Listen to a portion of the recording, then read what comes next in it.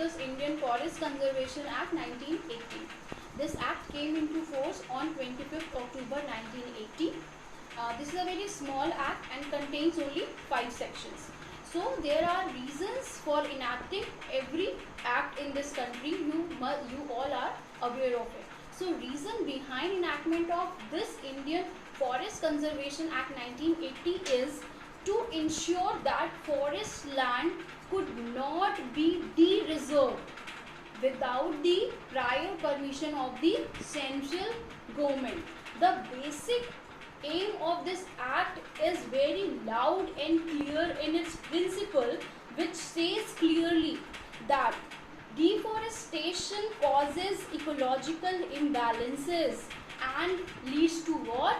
Leads to environmental degradation.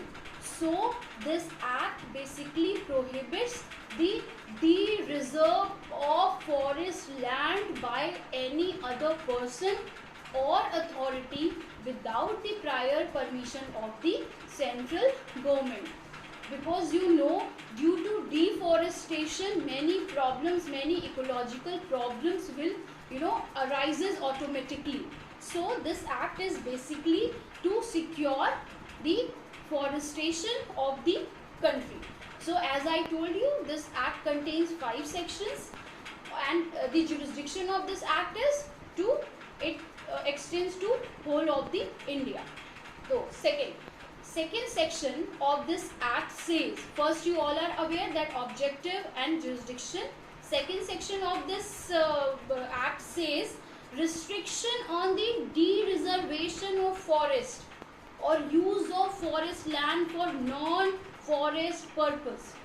So this is section 2, and this is a non-obstante clause. You all are aware what is non-obstante clause, because this section starts with notwithstanding anything contained in this section.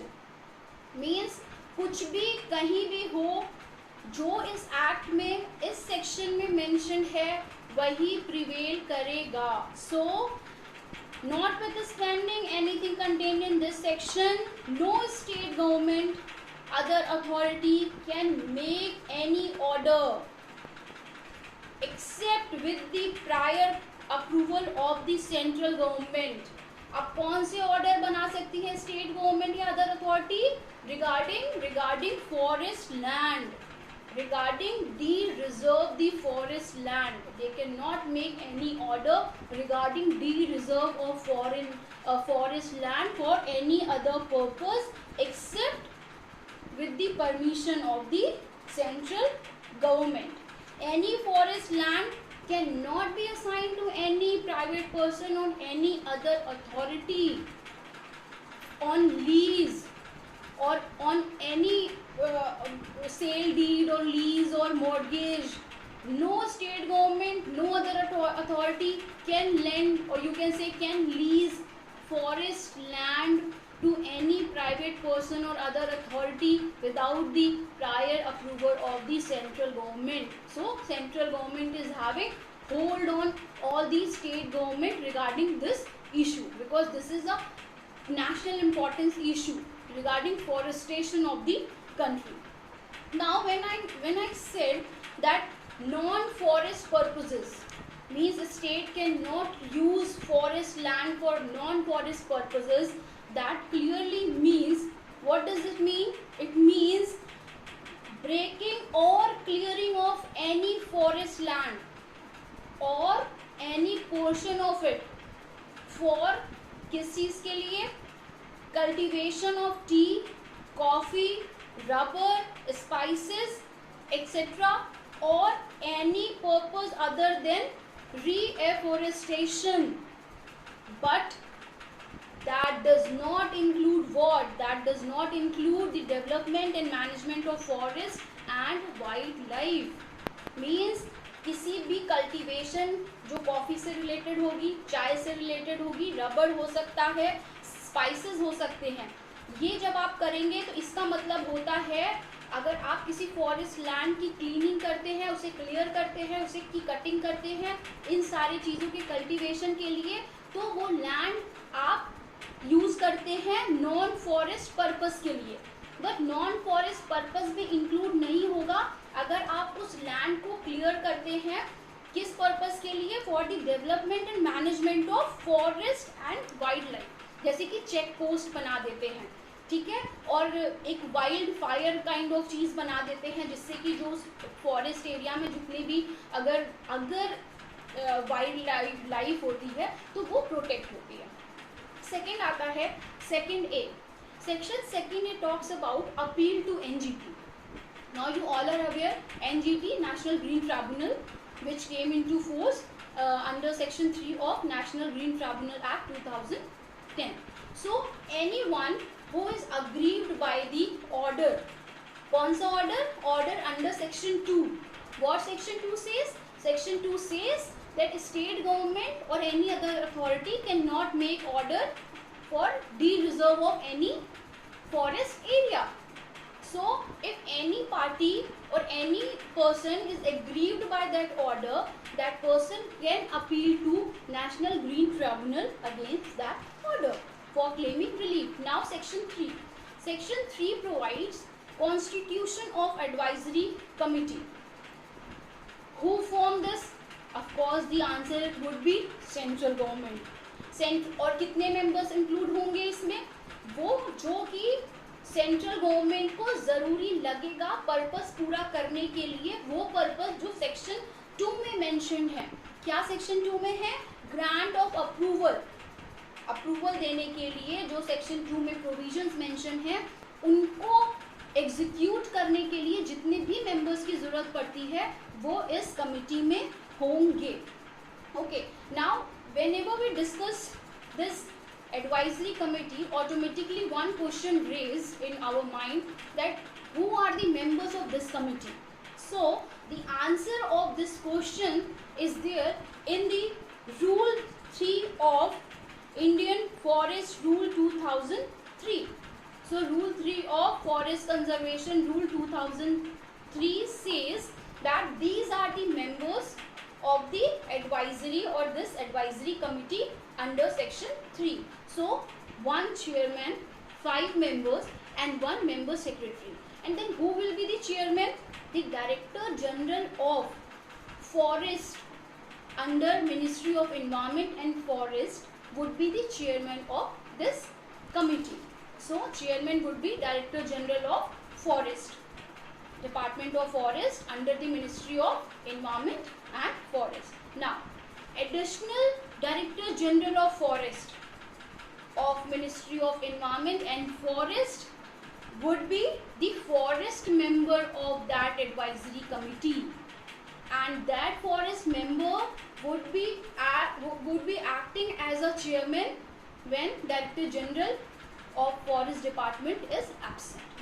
So he is the forest member. Now next member is additional commissioner. Additional commissioner soil conservation जो होगा mining ministry of agriculture का, he would be the other member. So now 2 members are there, 1 chairperson. Then 3 eminent experts. अब experts हैं तो of course किस area के expert होंगे? Forestry के होंगे, और वो सारी टेक्निकल डिसिप्लिन्स जो रिलेटेड विद फॉरेस्ट होगा, जैसे कि इन्वायरमेंट साइंस से रिलेटेड जिनके पास नॉलेज है वो 3 एक्सपर्ट मेंबर्स होंगे, लेकिन वो नॉन ऑफिशियल मेंबर होंगे, वो ऑफिशियल्स मेंबर नहीं होंगे. मींस मीटिंग में जब ऐसी कोई सिचुएशन आएगी कि ऐसे मेंबर्स की हमें ज़रूरत है तो उन्हें कॉल किया जाएगा. हर मीटिंग में उनकी अवेलेबिलिटी होना ज़रूरी नहीं है. नेक्स्ट आ जाता है आपका इंस्पेक्टर जनरल ऑफ फॉरेस्ट, वो होता है मेंबर सेक्रेटरी. ठीक है, तो this is the advisory committee composition, जो कि आपका रूल 3 में मेंशन है कि कौन से रूल में? इंडियन फॉरेस्ट कंजर्वेशन रूल 2003 के अंडर. अब आता है section 3A. Section 3A provides for penalty. Penalty किस चीज़ की अब होगी? Penalty for contradiction of any of the provision of this act. Now any of the provision, only provision is there, that is section 2, which subscribes some measures for this deforestation or de-reserve of forest land. So anyone who is contradicting provisions of this act would be liable for punishment, that is simple imprisonment that would be extended to 15 days. That can be extended to 15 days, right? So it is not contemplated any punishment in terms of fine. So there is no fine. There is only a simple imprisonment that can be extended to 15 days. Now, section 3B. 3B क्या कहता है? 3B provides for offences by authorities and government departments. So what does it mean? It means if any offence committed by the government authorities or any authority, then who would be held responsible? If inference of this section is basically this, that if any offence has been committed by any government authority or any other authority, who would be responsible for that offence. So in government authorities, in government department, if any offence has been committed in government department, then head of the department would be the guilty person, and in other authority, the person who is in charge of that particular office at the time of commencement of that offence would be held liable for that offence, except if these people will prove by the evidence that they were not aware of this act and they have not given consent to the offence.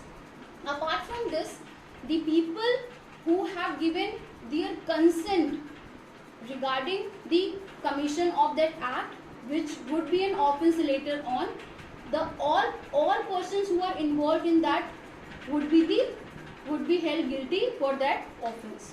Right? Now, the second section would be the section 4. 4, of course, very simple. Last section, power to make rules. Then who would be making rules for for the execution of provisions of these act, and for set up of the authorities who will take cognizance and other officers. Central government is the authority. Now this is very simple. This is Indian Forest Conservation Act 1980. As you all are aware that environment law is very important. Environment is very important for living of every creature in this world, including human beings, wildlife, and animals, birds, everyone. So, and implementation of these laws are also very important.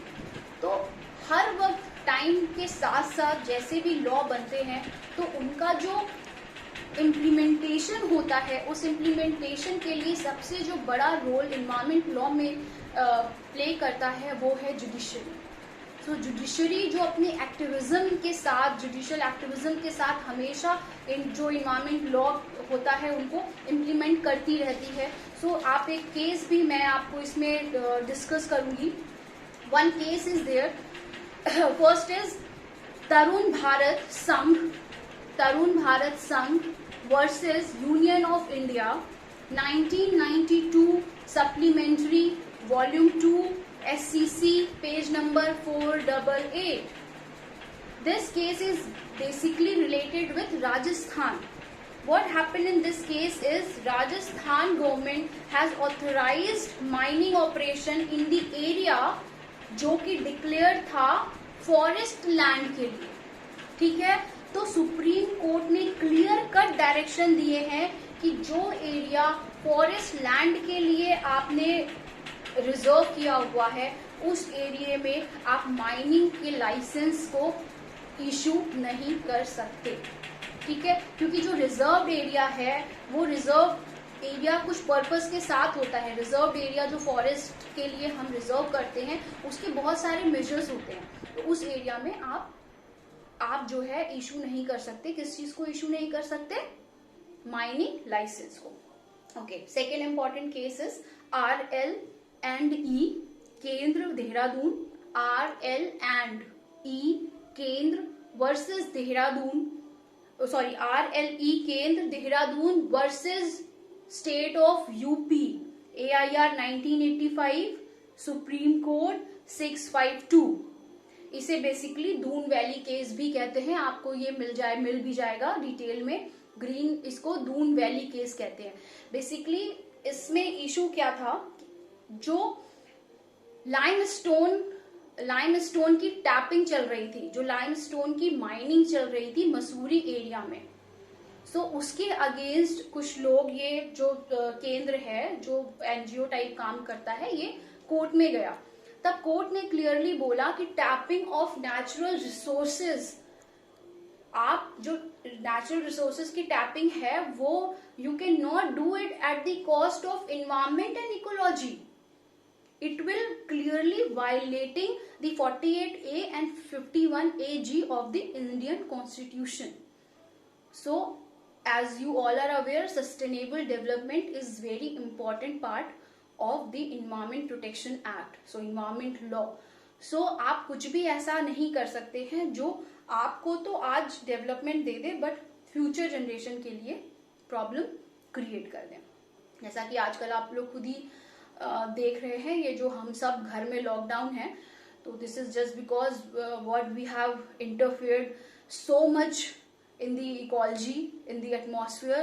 So now today we are paying it price. Next most important case is MC Mehta versus Kamal Nath, 1997, volume 1, SCC 388. It was brought to the notice of the Supreme Court that जो व्यास नदी है उसका बहुत सारा जो area है वो hotel motel management committee को गवर्नमेंट ने दे दिया. तो मोटेल मैनेजमेंट कमिटी को दे दिया मींस वहां पे जो मोटेल्स हैं, होटल्स हैं, वो स्टैब्लिश हो गए. And there are clear rule, आपने भी पढ़ा है कि कुछ एरिया तक जो सी बेड होता है या आपका रिवर बेड होता है, रिवर बेड से कुछ एरिया तक का आप कंस्ट्रक्शन नहीं कर सकते. बट वो जो आपने वो उसका एरिया दे दिया है जहां से नदी बह रही है, अगर वहां पे कंस्ट्रक्शन होगा तो वो अगल बगल जो इकोलॉजी है उसको डैमेज करेगी. तो सुप्रीम कोर्ट ने तुरंत उस ऑर्डर को क्वैश कर दिया और उस जो आपका मोटेल मैनेजमेंट कमिटी थी उस पे polluter pays and precautionary policy का जो है रूल अप्लाई किया और उनसे पूरा का पूरा जो कॉम्पनसेशन लिया, किसके लिए, जो एरिया जितना भी डैमेज हुआ था उसके रिन्यू के लिए. So this is all about your Indian Forest Conservation Act 1980. Thank you.